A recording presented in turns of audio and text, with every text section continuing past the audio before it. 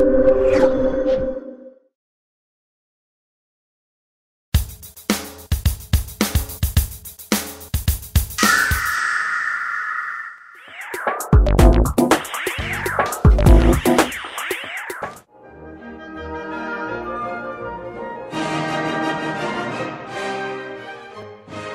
Grand Orient de France, l'année 2005-2006 a été riche en actions d'extériorisation.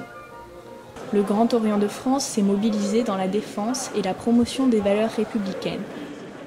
Pour célébrer le centenaire de la loi de 1905, le Grand Orient de France a organisé dans tout le pays de nombreux événements.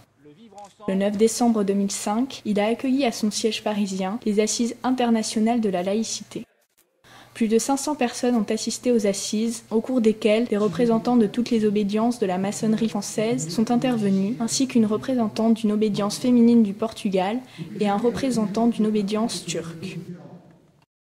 Le 10 décembre, les francs-maçons se sont mobilisés sans discontinuer. Le rassemblement des obédiences de la maçonnerie française à l'Assemblée nationale, suivi de la remise des chantiers de la laïcité au président de l'Assemblée nationale et la manifestation des laïcs. En début 2006, le Grand Orient de France a été à l'initiative de la Commission de défense de la loi de 1905 qui rassemble des personnalités attachées à cette loi, bien au-delà de l'obédience. La laïcité est en danger. Les 4 et 5 avril ont eu lieu les journées d'audition de la Commission de défense de la loi de 1905. Les partis politiques et les associations sont venus s'exprimer. Leurs interventions ont été retransmises en direct sur le site du Grand Orient de France. Chaque semaine, le Grand Orient de France s'est exprimé sur des sujets d'actualité. 30 communiqués ont été adressés à la presse. Les violences urbaines, le Moyen-Orient, la tentation communautariste, la marche du 26 février contre le racisme et l'antisémitisme, l'immixtion du religieux dans la politique et dans l'État, le financement public des lieux de culte, la santé publique et la bioéthique, la justice internationale, les victimes du régime de Vichy, les martyrs de la Commune, l'abolition de l'esclavage, le 70e anniversaire du Front populaire. Cette politique d'extériorisation permet au grand public de découvrir les valeurs de la franc-maçonnerie.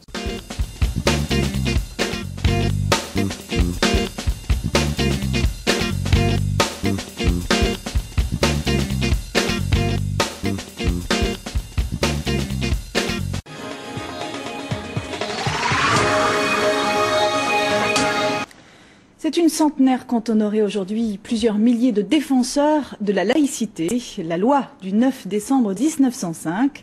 Et cet après-midi, sur les pavés parisiens, francs-maçons et libres penseurs ont ressorti leur vieux slogan « À bas la calotte ». Olivier Chaplet, Noé Salem. Le slogan n'est pas de première jeunesse, normal lorsque l'on célèbre une centenaire. Pour ces libres penseurs, syndicalistes et même francs-maçons, une seule bannière, celle de la République laïque, cimentée par la loi de séparation des églises et de l'État. Elle a apporté déjà un siècle de paix sociale et un siècle de paix religieuse et l'organisation de ce qui est du domaine privé, c'est-à-dire de la croyance individuelle de chacun, dans la sphère publique et dans le respect des autres et de soi-même.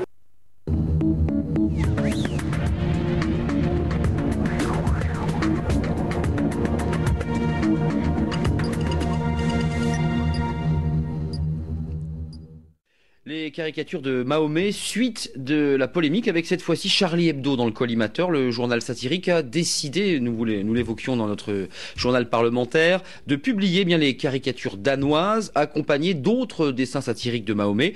Un choix que le chef de l'État, Jacques Chirac, a critiqué hier à l'occasion du Conseil des ministres. Sans citer directement Charlie Hebdo, il a parlé, je cite, de provocation manifeste. Faut-il publier ces dessins au nom de la liberté de la presse ou bien faut-il tenir compte plus largement du contexte international? La réponse dans ce reportage de Germain Andrieux. Coup de chaud à l'Elysée, vente en hausse pour Charlie Hebdo, près de 400 000 exemplaires vendus, l'hebdomadaire satirique sa une mordante essuie les critiques. La publication de ces 12 caricatures reproduites en premier par François sont à nouveau perçues comme une provocation. Une liberté d'expression aujourd'hui menacée par le contexte international, ces caricatures religieuses sont indissociables des libertés de la presse de 1881. La caricature fait partie d'un domaine d'expression. Moi, je ne l'aime pas particulièrement, c'est simpliste, mais ça n'est pas attentatoire ça n'est pas attentatoire aux grandes libertés. Ce qui est attentatoire aux libertés sont des délits. C'est le racisme, c'est l'exophobie et c'est l'antisémitisme. Venus pour un concert ou pour visiter le musée, ils commencent à percevoir le sens de la démarche maçonnique et s'éloignent peu à peu de l'image caricaturale qui persiste depuis la France de Vichy. Mon très cher frère Avenel, vous êtes député. J'ai un service à vous demander.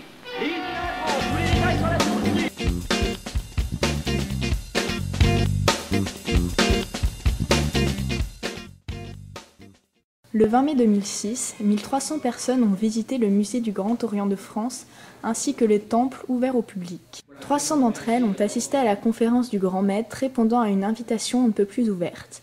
Tout ce que vous avez toujours souhaité savoir sur la maçonnerie sans jamais oser le demander. Je n'essaie pas de vous convaincre pour vous dire venez nous rejoindre, nous sommes les meilleurs. Bien sûr que non. Nous avons beaucoup de défauts et nous avons aussi quelques problèmes. Nous avons nos ombres et nos lumières. Mais dans l'idéal qui est le nôtre, c'est cela que nous essayons, c'est cela que nous essayons d'être et c'est cela que nous essayons de faire. Et c'est une construction de tous les jours et de tous les instants. Et je donnerai, si vous voulez, au fond, une définition de la maçonnerie que j'emprunterai à un philosophe maçon qui a beaucoup écrit de livres sur la maçonnerie, qui a écrit ces genres: la maçonnerie, c'est pas une voie, c'est un signe. C'est un signe pour chercher la voie. Donc on est d'abord là, en effet, pour avoir un certain nombre de références et des outils qui nous permettent de chercher notre voie personnelle et l'ensemble de nos voies personnelles, essayer de chercher la voie pour les objectifs qui sont les nôtres et qui est l'article 1er de la Constitution du Grand Orient de France que j'ai rappelé tout à l'heure. Je vous remercie et je suis à votre disposition, nous sommes à votre disposition pour répondre à toutes vos questions.